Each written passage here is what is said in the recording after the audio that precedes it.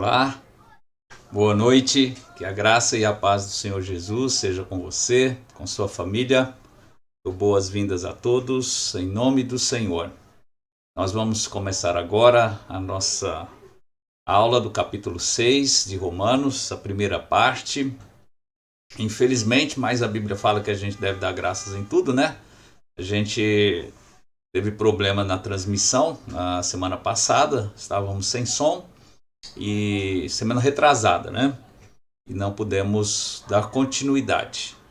Mas agora nós vamos continuar. Eu acredito que não haverá tempo hábil para estudarmos todo o capítulo 6 e na realidade está ligado aí com o capítulo 7 também. Então a minha oração é que o Espírito de Deus me capacite, me dando sabedoria para ensinar a palavra dele com fidelidade, e também que Deus dê sabedoria e capacidade a todos vocês aí que assistem nesse momento ou que nos assistirá depois, nos assistirá posteriormente. Então vamos começar aí com o nosso estudo. O resumo, sempre começamos aí, né, com o resumo dos capítulos de 1 a 5. Capítulo 1, vimos sobre a necessidade do Evangelho da Salvação devido à natureza pecadora humana. De vez em quando eu vou olhar aqui do lado, se eu estou recebendo alguma mensagem, tá? Para não aconteça como da outra vez, né? Tivemos um pequeno problema, né? E eu não fiquei sabendo que estávamos sem som só depois. Espero que esteja tudo bem aí. Estão me vendo tranquilamente. Qualquer dificuldade, por favor, avisa, tá bom? Então, voltando lá, o capítulo 1 trata sobre a necessidade do Evangelho da salvação devido à natureza pecadora humana. Então, Deus enviou o Evangelho, a mensagem do Evangelho, que fala dele mesmo, né? Jesus é Deus que se fez carne, e as boas novas, o Evangelho significa isso, é que nós podemos ser salvos. Então, o Evangelho fala dessa necessidade. Capítulo 2, o Romanos então vai falar que toda a humanidade é condenável e indesculpável perante Deus. Então o Evangelho é necessário por causa do nosso estado. Nós somos, né, condenáveis e indesculpáveis perante Deus, ou seja, não temos desculpas para os nossos pecados. Já vimos isso. Temos os capítulos aí gravados e você pode consultar lá. Capítulo 3, o tema central: Deus é rejeitado por Israel, foi e ainda é, né? Tratando como uma nação, né? É uma nação incrédula, como o Brasil também é uma nação incrédula. Não existe uma fé de uma nação em si. Então Deus é rejeitado por Israel e pagãos. O mais agravante é que Deus, o próprio Jesus, é um israelita, né? E foi entregue pelo seu próprio povo. Os pagãos são aqueles, na visão de Israel e da Escritura Sagrada, ou gentios, que não conhecem o Deus de Israel, Deus Salvador.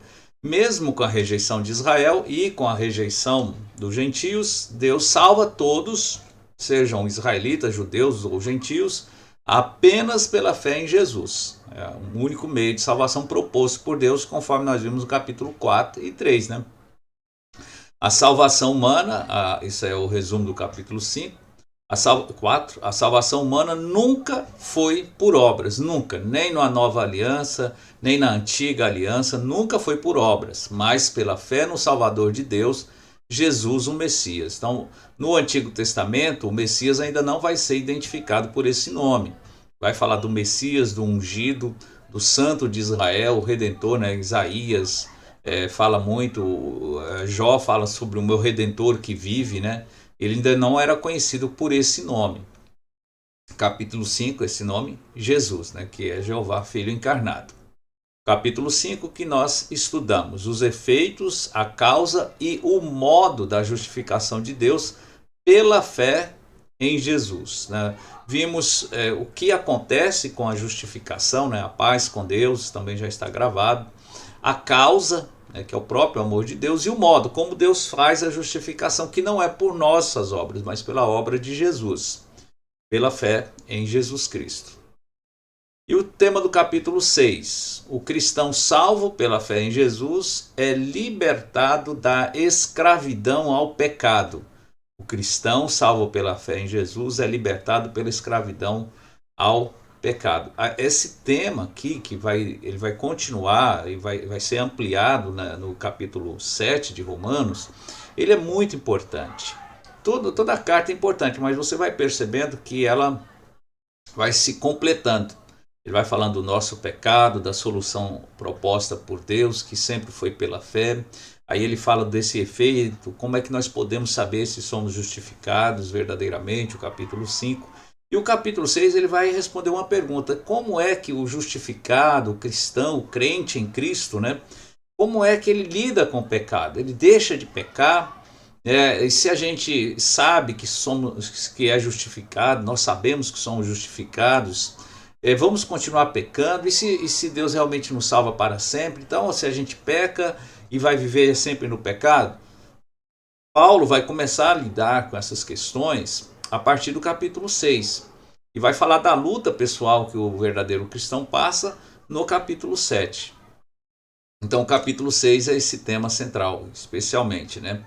O cristão salvo pela fé em Jesus é libertado da escravidão ao pecado. Esse é o resumo, é o tema do capítulo 6. Então vamos ver aqui alguns termos importantes, né, os significados de alguns termos do capítulo 6. Muito importante, porque nós vamos ter alguns termos, algumas linguagens, né, que o apóstolo Paulo fala aqui, que a gente vai procurar explicar. Primeiro, pecado. O pecado ele é traduzido, né, na nossa língua apenas por pecado, mas tanto no hebraico quanto no grego, o Antigo e o Novo Testamento usam alguns termos diferentes nas línguas originais, né? Às vezes ele vai falar o pecado como uma transgressão, uma desobediência, uma injustiça, mas o que nós vamos focar aqui é o termo que Paulo vai usar aqui como pecado, como a palavra é hamartia, é gutural, esse H aí tem um som, né? Hamartia é uma referência à natureza do pecado. Não é uma referência a algum pecado específico, é a natureza do pecado. É como se desse um nome a um ser. E aí nós vamos ver realmente que Paulo vai falar aqui do pecado como se fosse uma personalidade, um ser. E é isso que a gente vai ver aí. Veja só o que ele diz lá aqui em Romanos 6. Que diremos, pois? Permaneceremos no pecado para que a graça abunde? Permaneceremos na hamartia para que a graça cresça, já que nós fomos perdoados, né? Então ele usa esse termo aí. Ele vai usar um termo muito também interessante, homem velho ou velho homem, né? Aqui não tem nada a ver com a idade, né? Nada a ver. O homem velho é uma referência à natureza humana ainda não justificada, no ser que ainda não creu em Jesus Cristo, não nasceu de novo, não foi regenerado. Então pode ser um jovem que ainda traz o velho homem, nós vamos verificar isso.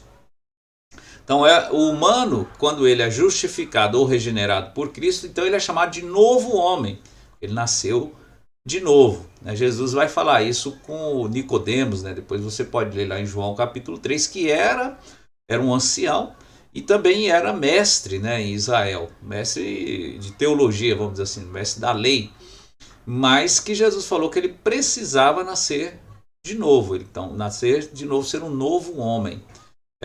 Segundo aos Coríntios 5,17, né, vai falar: quem está em Cristo é uma nova criatura, né? A gente usa esse termo, é um termo que pertence à teologia cristã. No capítulo 6, versículo 6, ele é usado: sabendo isto, que o nosso homem velho, Paulo se inclui aí, foi com ele crucificado, uma referência a Jesus, para que o corpo do pecado, ele faz esse link do velho homem e o corpo do pecado, seja desfeito, para que não sirvamos mais ao pecado. Aqui então ele usa esse termo homem velho. Vamos ler aqui Efésios capítulo 4. Vamos abrir aqui. Gálatas, Efésios. Vou fazer aqui, mostrar como Paulo vai usar esses dois termos em contraposição. Ele está escrevendo para a igreja de Éfeso, são cristãos, que quanto ao trato passado, tempo passado, vos despojeis do velho homem, daquelas práticas antigas. A gente fala de conversão, né? Uma nova criatura, quando aquela pessoa vivia de uma maneira errada, e velho homem é no sentido de coisa arcaica, no sentido da natureza adâmica, que se corrompe, é um homem corrompido pelas concupiscências do engano. Daqui a pouco nós vamos falar desse termo aí, que já tratamos outra vez, mas vamos tratar dele de novo. E vos renoveis no espírito da vossa mente, renovação do espírito, né? E vos revistais do novo homem, uma contraposição, novo homem, velho homem, nova criatura. E vos revistais do novo homem, que segundo Deus é criado em verdadeira justiça e santidade. Então não é simplesmente uma educação religiosa, né? É uma nova criação, segundo os Coríntios 5,17, né? Depois nós vamos estudar melhor essa questão aí da conversão e desses palavreados, né, que Paulo usa, mas é importante que nós entendamos. Colossenses capítulo 3, versículo 9 diz: não mintais uns aos outros, pois que já vos despistes do velho homem com os seus feitos. Então o homem velho é um mentiroso e tem esses feitos que o verdadeiro cristão nascido de novo não deve ter, né? Corpo do pecado, né? Uma referência ao corpo humano, o corpo pecador que tanto o homem velho quanto o novo homem ainda tem em comum, né?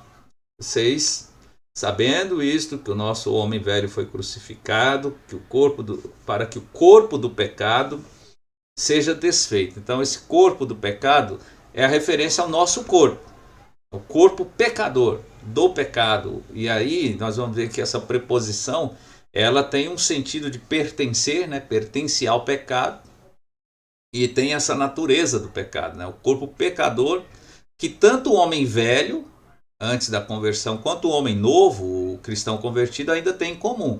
Se você conhece um cristão, né, que, por exemplo, a pessoa fala, eu sou um cristão, mas você o conheceu antes como velho homem, e aí você realmente vê uma mudança na maneira da pessoa falar, na maneira da pessoa agir, uma melhor mudança, uma mudança cristã, valores cristãos bíblicos. Então você fala, é verdade, mudou. Isso é o tempo que vai provar, né? Não simplesmente um discurso ou fala, né? Mas a própria mudança, as obras da pessoa, né? Eu estou falando que é a comprovação, não que salva as obras. Daqui a pouco a gente vê isso aí também. Então, agora, suponhamos que você conhece alguém e fala, eu estou indo à igreja, eu me converti, mas você não vê mudança. Aquela pessoa continua, vamos supor que se fosse uma pessoa mentirosa, promíscua, desonesta, continua a mesma coisa. Então, aí não houve um novo nascimento, continua o homem velho ali, né? E o termo morte, né? O termo morte também aqui é importante, 6:2, olha lá. Vou ler o 1 e o 2 novamente. Que diremos, pois? Permaneceremos no pecado para que a graça abunde? De modo nenhum. Ele é bem enfático, né? Depois estudaremos esse termo aqui, o que ele faz essa pergunta e que ele está sendo tão enfático, né? Nós que estamos mortos, veja só, Paulo estava vivo quando escreveu, é óbvio, estamos mortos para o pecado, hamartia aqui o termo, como viveremos ainda nele, no pecado? Depois nós vamos identificar como Paulo fala a respeito do pecado. Então, morte aqui, a essência do conceito morte na Bíblia é de separação. Mortos para o pecado, separados para o pecado. Certo? Então, o conceito da Bíblia, a essência do conceito na Bíblia de morte é de separação, não é de aniquilação ou aniquilamento. Separação entre Deus e a criatura, que nós chamamos isso de morte espiritual, quando nós vivemos separados da vida de Deus, da comunhão Com Deus podemos estar vivos, respirando. Mas se não temos essa comunhão com Deus, que só é possível por meio de Jesus, não é por meio de religião. Porque se religião resolvesse alguma coisa, né? Tudo, o mundo inteiro estaria salvo. E se a não religião resolve alguma coisa, é só ver os quadros, né, de países ateus, né, que perseguem quaisquer religiosos, mata também, né? Então é a fé em Cristo, nem é o cristianismo, é a fé em Jesus, que é uma pessoa, né? Então, continuando, né? A essência do conceito morte na Bíblia é de separação. Separação entre Deus e a criatura, ou entre o corpo e o espírito. Então, mortos para o pecado, separados do pecado, né? João 5, 24, Jesus fala: em verdade vos digo, quem ouve as minhas palavras e crê naquele que me enviou, tem a vida eterna, não entrará em condenação, mas passou da morte para a vida. João 5, 24, é um estado de morte para a vida, que ele não entrará em condenação, ele vive agora, tem a vida eterna, né? Porque ele está ligado ao Deus eterno. O conceito de vida eterna é a ligação com o Deus eterno, né? Mateus capítulo 4, versículo 16, nós vimos também anteriormente, né? Temos isso nas aulas anteriores, quando ele sai, né, pouco tempo depois que ele vem da tentação de Satanás, né, vai falar que aqueles que estavam assentados na sombra da morte, né, viram a luz, né? Então, a sombra, assentados, é um estado, né, a sombra da morte viu a luz, que é o próprio Cristo Jesus, né? E o Tiago, capítulo 2, versículo 26, que também já estudamos em aulas anteriores, fala que assim como o corpo sem o espírito está morto, então aqui a morte física, né, o espírito saiu, assim também a fé sem as obras é morta, né? A fé cristã produz, né, obras pertinentes à fé cristã, obras que justificam, vamos dizer assim, né, que justifica e confirma que aquela pessoa foi regenerada, né? Vamos continuar aí com os conceitos que são muito importantes. Se tem alguma dúvida, me pergunte, ou pode deixar registrado que aí nas próximas aulas a gente tenta responder. Batismo, isso aqui também é importante. É um termo grego que significa mergulho, imersão. É um termo grego.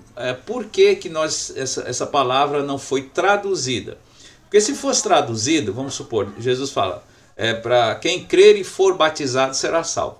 Nós teríamos que traduzir assim: quem crer e for mergulhado, imergido, será salvo. Mas aí tem os batistas, os presbiterianos e tudo isso, decidiram que não seria traduzido. A gente chama de transliteração.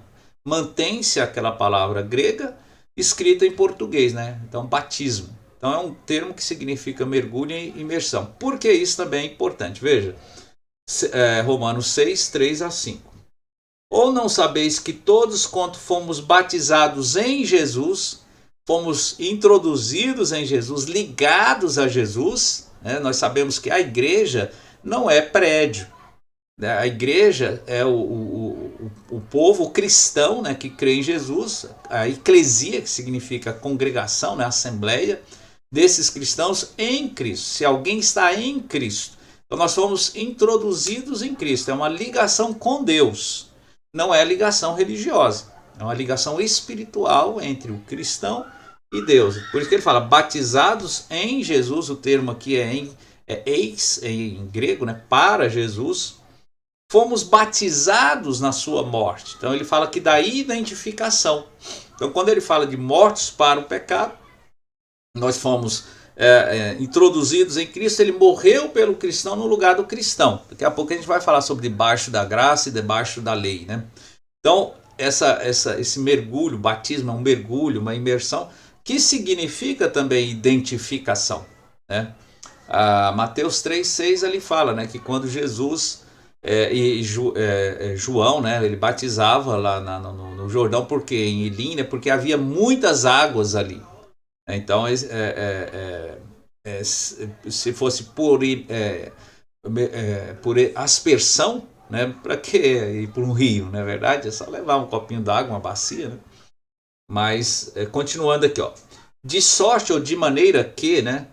Que fomos sepultados, olha só, com ele, né? Ele usa o termo sepultado, mergulhado, imergido, né? Sepultados com ele pelo batismo na morte, identificação. Né? Ele morreu por quem crê nele e ressuscitou. Nós ressuscitamos também com ele e ele voltou para o trono dele. Aí por isso que ele falou, onde eu estiver vocês estarão também. Então tudo isso é um processo de identificação pela fé. Voltando aqui, ó, de maneira que fomos sepultados com ele pelo batismo na morte, para que, como Cristo foi ressuscitado dentre os mortos, veja agora, morte, sepultamento, ressurreição, pela glória do Pai, assim também andemos nós em novidade de vida, assim também vamos andar como pessoas ressuscitadas, né? Então esse mergulho todo que fala, essa identificação do cristão com o Cristo, Jesus vivo, né? É muito mais que, não é uma ligação institucional como era na antiga aliança, né? Era a circuncisão, então era tudo institucional e isso nunca regenerou ninguém. Tanto que Israel mesmo, os sacerdotes, Judas era circuncidado, né? 5. Porque se fomos plantados, veja de novo aqui, ó, batismo com a questão do mergulho, né? Plantados juntamente com ele na semelhança da sua morte, também o seremos no da sua ressurreição. Continuando, domínio. Isso aqui também é importante. Domínio significa senhorio, reinado. Domínio é fácil da gente assimilar, né? Veja o versículo 9. Sabendo que tendo sido Cristo ressuscitado dentre os mortos, então ele morreu. As pessoas falam Jesus, alguns, né, são pessoas incrédulas, né, que escrevem, mas escrever, né, o papel, como diz, aceita tudo, mentira ou verdade, né, isso é verdade. Alguns dizem, ele desmaiou, né, então a pessoa fala o que quer, mas a Bíblia diz, sabendo que tendo sido Cristo ressuscitado dentre os mortos, ele foi morto, sepultado, já não morre. A morte não mais tem domínio sobre ele. Ele morreu por causa e pelos nossos pecados, né? Domínio é poder. Por isso que Jesus é o único que pode dar certeza de vida eterna, porque ele morreu, ressuscitou e voltou para os céus.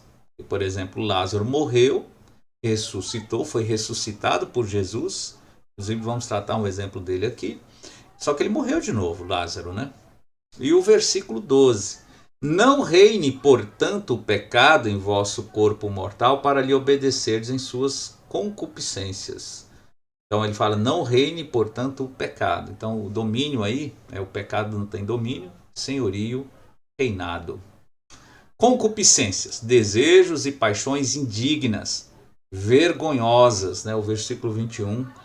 E que fruto tinhais então das coisas que agora vos envergonhais? Eu estava falando sobre a questão da conversão, né, da regeneração. O que acontece? Nós temos uma nova natureza. Então, se a pessoa converteu, ela converte o espírito, né? É uma nova criação. O corpo continua o mesmo, a pessoa vai envelhecer, as ações mudam, as palavras, os pensamentos. E ela começa a ter vergonha do que fazia antes. Das menores coisas. A sensibilidade do verdadeiro cristão é muito alta para as coisas erradas. Agora, se não há isso, a pessoa continua sem vergonha, mentindo, enganando, né? Então não nasceu de novo. Que agora vos envergonhais, porque o fim delas é a morte. Então, concupiscências são os desejos e paixões indignas, vergonhosas, né? Debaixo, o que significa esse termo? Debaixo da lei. A gente vai ver isso no versículo 14, ó. Porque o pecado, a hamartia, não terá domínio sobre vós. Lembra domínio? Poder, senhorio, reinado. Pois não estáis debaixo da lei. Então estar debaixo da lei está sob o domínio do pecado. Mas debaixo da graça. Então ele vai usar esses dois termos. Estar debaixo da lei e estar debaixo da graça. Então o que significa primeiro, debaixo da lei? É alguém que confia que obterá a justificação, que a gente usa esse termo também como um termo correlato com a salvação. Justificação, a gente estudou inicialmente, você pode ver os vídeos anteriores. Alguém que confia que obterá a justificação de Deus pela obediência ou pelas obras da lei. Então ele confia em si mesmo, é crer em si mesmo. Você ouve muito isso. Como é que você crê que será salvo? A pessoa começa a falar, eu vou à igreja, eu rezo, eu oro, eu não fiz isso, eu não fiz aquilo, já nem mais é obra, é deixar de fazer obras mais, né? Então, quando a pessoa fala, quando ela começa a falar das suas obras, ela está sob a lei. Mas aqui ele diz que, né, quando a pessoa está ainda sob a lei, confiando em si, que vai obedecendo à lei de Deus ou à lei do amor, né, que algumas pessoas falam, né, ele ainda está confiando em si e ainda está sob o pecado, né, está crendo em si mesmo, né. Veja o capítulo 3, versículo 19, que é interessante, que ele também vai deixar isso claro, né. Ora, nós sabemos que tudo o que a lei diz, a lei de Deus, aos que estão debaixo da lei o diz, para que toda boca que está debaixo da lei, que confia que vai obedecer à lei de Deus e vai ser justificado, toda boca esteja fechada e todo mundo seja condenável diante de Deus. Então aqui ele fala da lei de Deus que está na Bíblia e está na nossa consciência, de todo ser humano. Então, Gálatas, isso aqui também é importante, né, a gente ler. Gálatas, né? Gálatas capítulo 3. Gálatas capítulo 3, versículo 10. Todos aqueles, pois, que são das obras da lei, ou confia na lei, estão debaixo da maldição. Por quê? Porque acredita em si. Ainda não está debaixo da bênção, da graça. Porque está escrito, maldito todo aquele que não permanecer em todas as coisas que estão escritas no livro da lei para fazê-las. Maldito aquele que não fizer. Agora veja, vou ler aqui o capítulo 4 e entendamos assim, que a lei de Deus, ela é um todo. Deus é o legislador e quando nós desobedecemos uma lei, nós estamos desobedecendo ao legislador. Ele nos considera culpados de todos. Por isso que ele falou, maldito aquele que não permanecer em tudo que está escrito na lei. Então, a pessoa diz, eu nunca adulterei, mas já mentiu, já disse falso testemunho, desobedeceu os pais, desonrou os pais, não é? Então, fez ídolo, porque lá não fala adorar, fala fazer, fala servir, se prostrar. Então, e tem algum Deus, né, alguma coisa no coração de alguém que impede de se entregar a Deus, tudo isso é pecado. Então está sob a maldição, né? O 4:5 diz que Jesus veio, né, para remir os que estavam debaixo da lei. Então precisa de salvação, a fim de recebermos a adoção de filhos, né? Continuando, o termo aí debaixo da graça, tá? do 6:14, né? É alguém que confia que obterá a justificação de Deus, né? Contrariamente ao debaixo da lei, não é confia em si, pela fé em Jesus. Então a fé em Cristo, não é em si mesmo. E na obra redentora dele, de Jesus, né? Na vida reta, perfeita que ele teve, porque Jesus não pecou. A sua morte, que foi no lugar daquela pessoa de mim, do Mário, que merecia morrer, e o inferno também. A sua ressurreição, ele ressuscita mesmo, acabamos de ver aqui, né, o batismo. Ele ressuscita também por mim, para eu ter uma nova vida, né, um novo caminhar. E a ascensão, ele volta para a glória, para eu ter certeza. E eu creio no que ele falou. Quem crer nele, credes em Deus, credes também em mim. Aí ele fala, na casa do meu pai tem muitas moradas. Vou preparar-vos lugar. Então eu creio que ele foi e preparou. Ele foi preparar lá na cruz. Pagar o preço para que o Mário, que eu criei nele, tenha morado. E você pode crer também, se já crer, você vai ter essa certeza maravilhosa, né, que Deus dá. E o versículo 15, né? Aliás, vou ler de novo aqui. Então, estar debaixo da graça é alguém que confia que obterá a justificação de Deus pela fé em Jesus e na obra redentora dele, né? Sua vida perfeita, sua morte, ressurreição e ascensão, que Jesus realizou em favor ou a favor de quem crê nele e não crê em si mesmo, né? Pois que pecaremos porque não estamos debaixo da lei, mas debaixo da graça? De modo nenhum. De novo, né? Ele vai usar esse termo. Nós vamos estudar também, né, sobre esses termos aqui, que fala a respeito das perguntas, né, que Paulo faz aqui, né? Então vamos continuar aqui. Parte 1. Então nós vamos tratar sobre o pecado, seu ser e ação no humano. Eu já garanto que a gente não vai entrar na carta em si. O que nós fizemos agora? Você viu a importância da identificação desses termos. E agora entendemos o que Paulo fala sobre o pecado em Romanos, né? O ser do pecado, o que ele é, e a sua ação no humano, em nós, em mim. Então, Paulo vai tratar disso em Romanos 6 e 7. Óbvio que nós vamos tratar versículo por versículo, mas eu estou dando uma introdução geral aqui nesses capítulos que são tão importantes. Lembra que o pecado é hamartia? Então, hamartia, olha só que interessante, é citado 48 vezes em Romanos, só na carta de Romanos.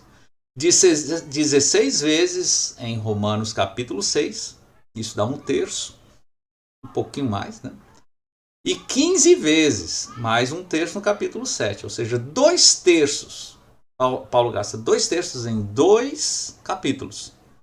Né? Então, praticamente, esses 2 capítulos têm o mesmo peso e o assunto principal ali, hamartia.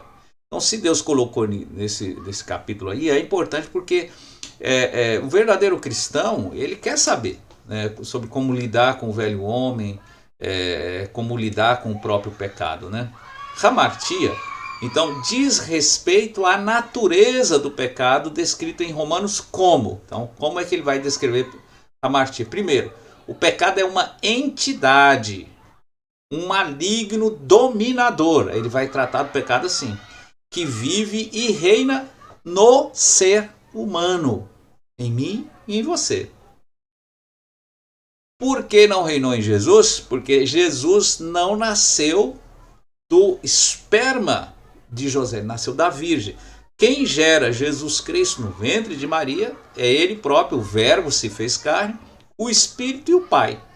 Lucas capítulo 2 fala sobre isso. Olha só o que ele diz aqui: não reine, portanto, o pecado em vosso corpo mortal, para lhe obedecerdes em suas concupiscências. Então é uma entidade, reinar o pecado. E é um maligno dominador, as concupiscências, que vive e reina no humano. Lembra que ele está falando aqui para cristãos. Eu estou lendo aqui, ó, tem que ler 1 e 2, né? Que diremos, pois? Permaneceremos no pecado para que a graça abunde? De modo nenhum. Nós que estamos mortos para o pecado, como viveremos ainda nele? Né? Nós estamos nesse ser, já vamos ver aqui que é um estado, né? 18. 14 já lemos, né? Agora vamos ler o 18. E libertados do pecado, fostes feitos servos da justiça. Libertados. Nós não nos libertamos, fomos libertados, passivo. Depois veremos melhor o significado disso. Versículo 20. Porque quando erais servos, a palavra servos aqui é do grego doulos, né? Escravos do pecado, estáveis, livres da justiça. Vamos voltar aqui só para eu dar uma confirmada. Quase certo que esse termo mesmo. 6, 20. Isso. Doulos, escravos. Temos o capítulo 3, versículo 9. Pois que somos mais excelentes, melhor, ele falando como judeu, somos melhores que os outros povos? De maneira nenhuma. De novo, o termo. Pois já dantes demonstramos que tanto judeus como gregos, todos estão debaixo do pecado. Debaixo do quê? Do domínio dele. Dessa entidade, que é um rei. Né? 5:21. Para que assim como o pecado reinou na morte, também a graça reinasse pela justiça para a vida eterna por Cristo Jesus, nosso Senhor. Temos o capítulo 7, versículo 17. De maneira que agora, Paulo falando. Olha, Paulo falando. São Paulo, né, como alguns chamam. De maneira que agora já não sou eu que faço isso, mas o pecado que habita em mim, vive em mim. Então mesmo o cristão, né, e como Paulo, cheio do Espírito Santo, um apóstolo, ele reconhece. E olha o 18. Porque eu sei, diz Paulo, que em mim, isto é, na minha carne, lembra do corpo, do pecado, não habita bem algum. Alguns, todo mundo tem um pouco do bem de Deus na luz de Paulo. São Paulo, que foi até o terceiro céu e viu Deus, ele afirma isso em 2 Coríntios 12, na minha carne não habita bem algum. E com efeito, o querer, o bem, né, está em mim, mas não consigo realizar o bem. Tem um poder que segura ele. Esse poder aí chama-se pecado. Olha só que interessante, né? Logo tornou-se o bom em morte? De modo nenhum, de novo, né? Mas o pecado, para que se mostrasse pecado, operou em mim a morte pelo bem, a fim de que pelo mandamento o pecado se fizesse excessivamente maligno. Ora, se eu faço o que não quero, versículo 20, já não o faço eu, mas o pecado que habita em mim. Então, o pecado que a gente vai ver que é o nosso próprio velho homem, né? Esse ser. E é interessante, né, que nós temos fomos criados à imagem e semelhança de um Deus santo. Então, nós temos essa pluralidade em nós mesmos, né? E Paulo vai falar então que nós temos um poder maligno em nós. Nós não conseguimos deixar de obedecer. Olha só, primeiro uma entidade, um maligno dominador que vive e reina no humano, todo ser humano. É também uma lei. O pecado é uma lei que age no humano com poder irrefreável, não tem freio, irresistível. Ele primeiro não tem freio, não dá para ser puxado, parado. Irresistível, não dá para deixar de ir quando ele chama. Se é escravo, o Senhor chama, o servo vai. Veja Romanos 7, 21, 24. Então essa lei em mim, que quando quero fazer o bem, o mal está comigo. Porque segundo o homem interior, Paulo fala aqui como, né, o novo homem, né, o homem interior, tem o prazer na lei de Deus. Então, é maravilhoso todo mundo, né, obedecer esses 10 mandamentos, né? Mas vejo, só quem é salvo vê isso, mas vejo nos meus membros outra lei que batalha contra a lei do meu entendimento das coisas de Deus e me prende debaixo da lei do pecado que está nos meus membros, né? Paulo não diz que saiu dos membros, está nos meus membros. E ele diz, miserável homem que eu sou, não que eu fui, né? Eu sou. Quem me livrará do corpo dessa morte? Né? Então, o pecado é uma lei, é uma entidade, um maligno dominador que vive e reina no humano. E também é um estado onde todo mundo se encontra, todo humano se encontra, está, vive e é. O humano é pecador e é pecado, né? Veja lá o capítulo 6, versículo 2. De modo nenhum, nós que estamos mortos para o pecado, como viveremos, né, ainda nele, né? Continuando aí essa questão do pecado, né? O pecado contaminou todos os humanos desde Adão. O Adão seria o hospedeiro zero do pecado. Uma doença, entre aspas, doença, uma maldição que passa a todos nós. Romanos capítulo 5, nós estudamos, você pode ver os estudos anteriores, né? Mas eu vou ler aqui novamente. Portanto, como por um homem, esse ântropo que foi Adão, entrou o pecado no mundo. O pecado, então, ele vem, já vimos que ele começa no ser Satanás, e pelo pecado a morte. Paulo vai falar dessa ligação, né? O senhor pecado que paga aquele que o serve com a morte. Assim também a morte passou a todos os homens. Por quê? Por isso que todos pecaram, ou literalmente, porque todos pecaram em Adão.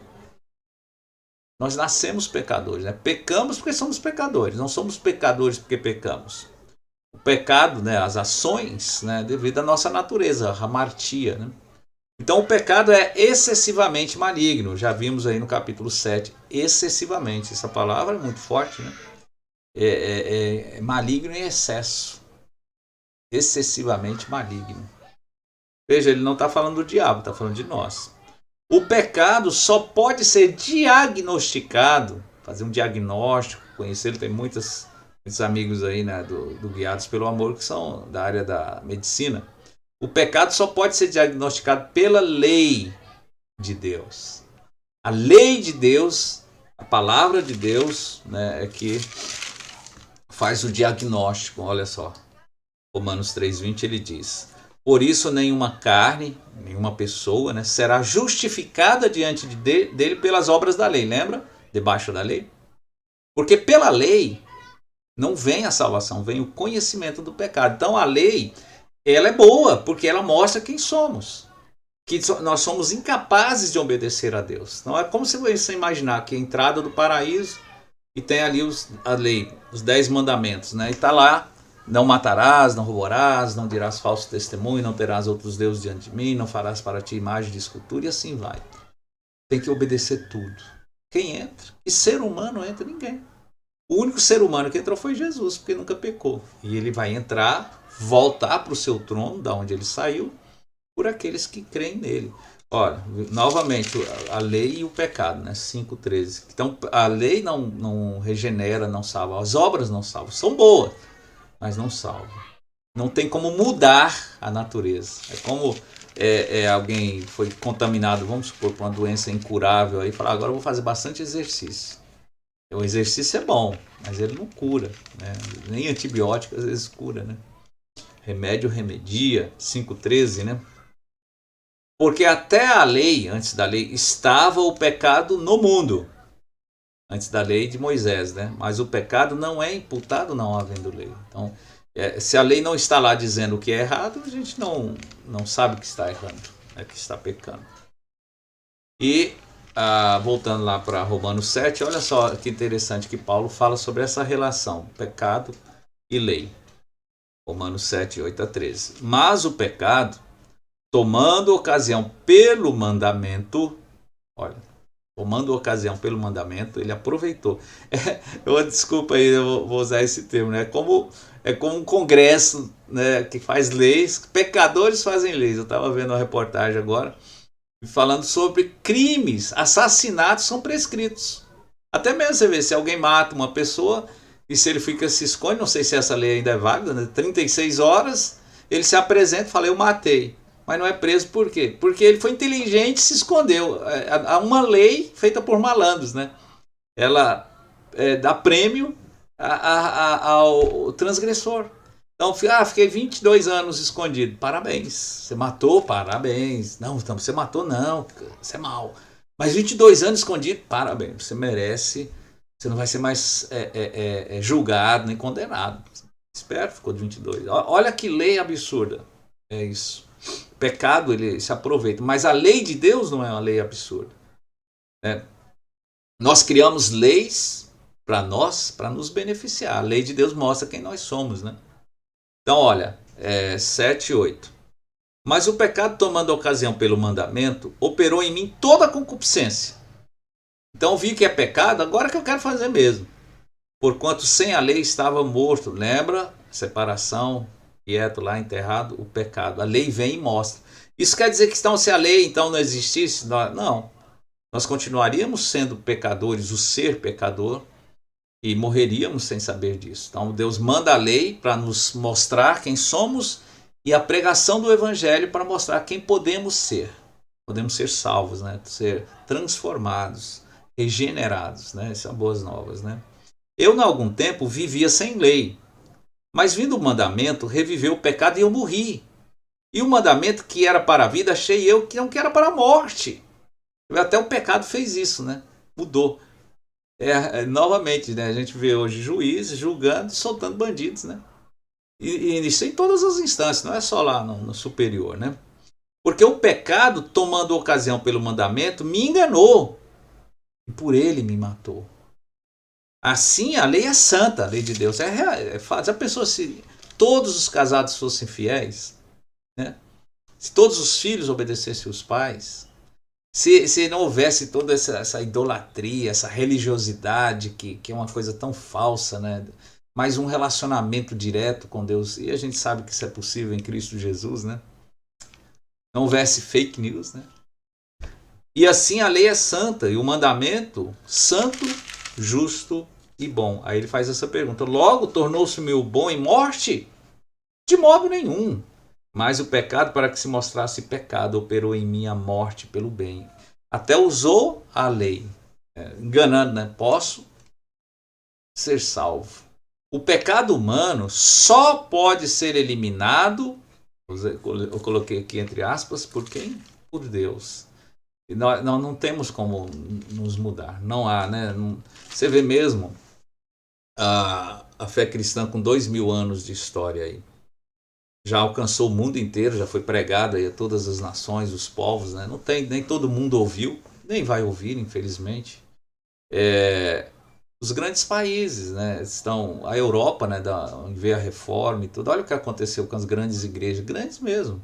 Olha o que é a igreja romana hoje. É contra o próprio Papa, né? Dá declarações, pastores, membros de igreja, né? Vivendo em pecado. Então, precisa da regeneração. Nós não temos, religião é o que mais tem no mundo, mas deve haver regeneração, né? Então, vamos lá, né? Romanos 4:8. Bem-aventurado o homem a quem o Senhor não imputa pecado. Não imputa pecado, Paulo. Aqui é uma citação, né, do Salmo 32. Ele não imputa, ele vê aquela pessoa e fala, ele não pecou. Como pode isso? Porque se todos pecam. Lembra do batismo, da identificação, né? Em Cristo. Pode haver essa mudança, né? Eliminado, né?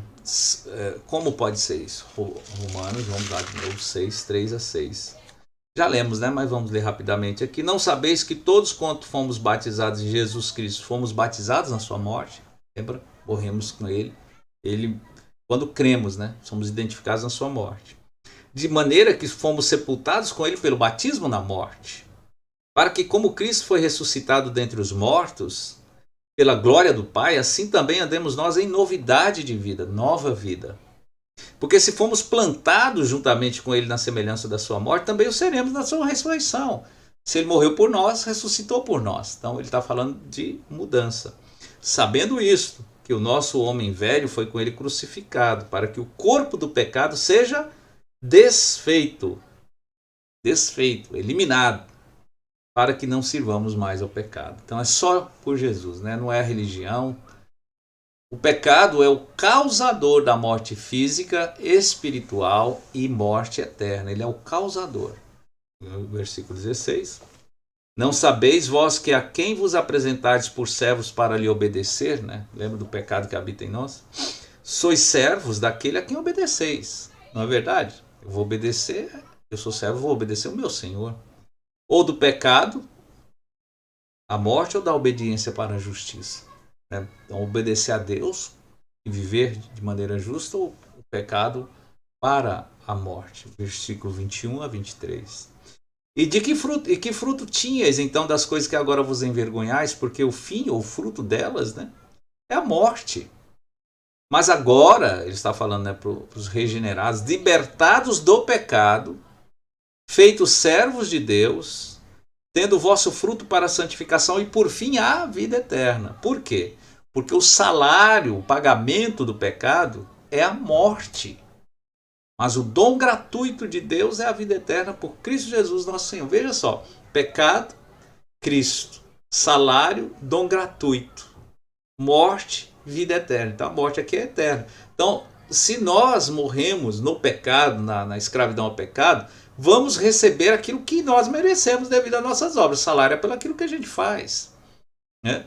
O pecado vai gerar isso. Mas em Cristo, quando nós nos chegamos a Ele, chegamos como miseráveis pecadores e rogamos a Ele o perdão. Ele gratuitamente, para nós, né, nos dá quando cremos e pedimos a Ele, né, essa salvação, essa justificação.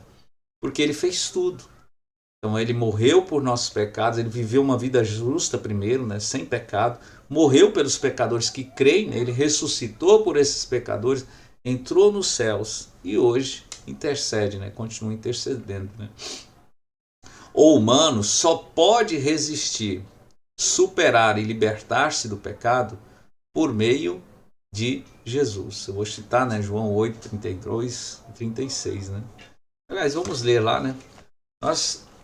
João 8, eu vou dar uma olhadinha aqui como é que tá os próximos slides para ver se dá para a gente terminar uma parte, né? João, capítulo 8, versículo 32, diz: E conhecereis a verdade, e a verdade vos libertará. Verdade, a Bíblia diz, e Jesus falou que a palavra de Deus é a verdade, o Espírito é o Espírito da verdade. Ele falou: eu sou o caminho, a verdade, né? E o versículo 36, se pois o Filho, uma referência a ele, vos libertar, verdadeiramente sereis livres. Então não é a religião, né? E se ele é o libertador, ele nunca esteve preso, né, sob o pecado. Ele é mais poderoso do que o pecado que habita em nós. O pecado, então, vamos terminar com esse slide, né? O pecado permeia, domina e prende de tal forma e grau o ser humano que o corpo humano é chamado de corpo do pecado. Já vimos, né? Devido ao seu corpo do pecado, todo humano veja, vamos ver aqui o versículo, vamos voltar para o Romanos, né? Olha, devido ao corpo do pecado.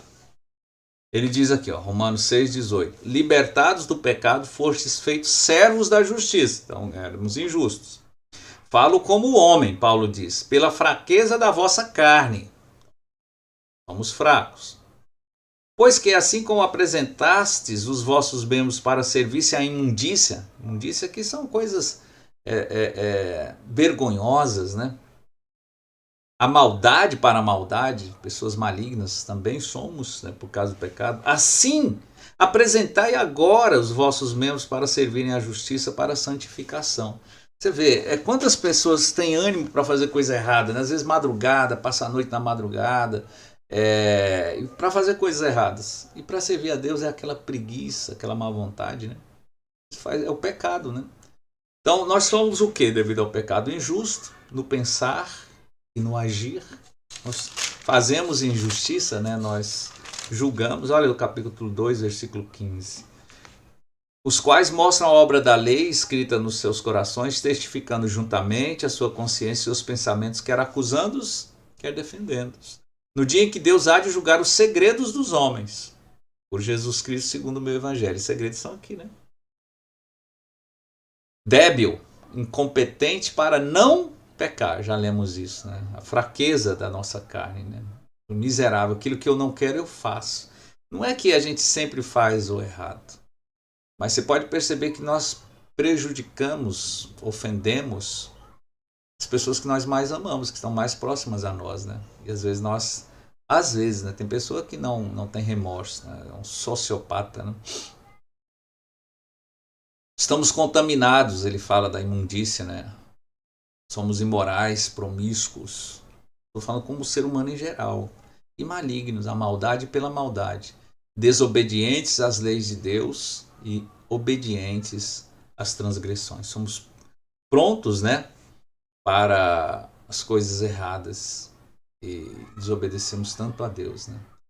Então, faltam 7 minutos, eu vou só dar o resumo do capítulo 6 e semana que vem, não, daqui a 15 dias, se Jesus permitir, a gente faz uma explanação dele todo, né? Aliás, vamos parar aqui, né? E não vamos fazer a coisa corrida. Olha, que Deus abençoe você, abençoe a sua família. Peço oração por mim, pela nossa igreja, né? As lutas que a gente tem passado. Peço e já aviso aqui, né? Nós teremos uma galinhada aí no domingo. Se você gostaria de colaborar, se você tem meu contato, me procura. Se você conhece algum membro da igreja, pode contatar também. Temos um projeto chamado Atos, né? Que nós fazemos arrecadação de alimentos e distribuímos roupas também. Então, de alguma maneira você gostaria de nos ajudar como igreja, né? Pode entrar em contato. Que Deus abençoe você, a sua família, agora e sempre, especialmente com a salvação dele. Boa noite.